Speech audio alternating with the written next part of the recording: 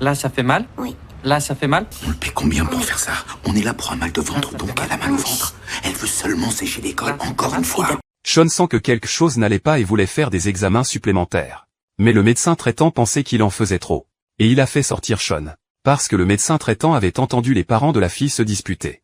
Il a donc pensé que la fille faisait semblant d'être malade pour éviter ça. Mais Sean pensait que c'était peut-être une malrotation intestinale. Sans traitement d'urgence, sa vie serait en danger. Mais le médecin traitant ne prenait pas Sean au sérieux. Et lui a interdit de faire des tests sans autorisation. Tant que je n'ai pas les résultats, comment savoir si un examen est superflu? Elle vous le dira. Aujourd'hui, c'est elle le patron. Mais Sean ne voulait pas abandonner. Alors il a payé les examens de sa propre poche. Ses collègues pensaient aussi qu'il n'était pas nécessaire d'être si têtu, et que ça pourrait lui attirer des ennuis. Mais Sean s'en fichait complètement. Quand les résultats sont arrivés, Sean a immédiatement découvert une anomalie. Les taux de lactate et d'amylase sont un peu élevés. Et elle est toute petite. La normale devrait être plus basse. La normale devrait être plus basse. Le soir même, Sean s'est précipité chez la fille. Et a commencé à frapper à la porte comme un fou.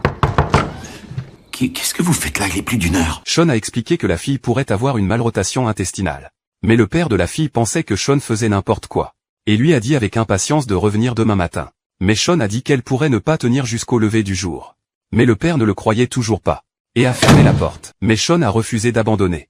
Il a continué à frapper à la porte sans arrêt. Et a insisté sur le fait que la situation était très urgente. C'est dur que ça de dire à quelqu'un de s'en aller. J'ai essayé. C'est vrai, de je le suis faire. bizarre. Un de mes traits de caractère, c'est d'être persévérant. Ça veut dire que j'ai du mal à abandonner. Et je vais continuer à frapper à cette porte jusqu'à ce que je sois sûr que Martine va bien. Finalement, la persévérance de Sean les a touchés.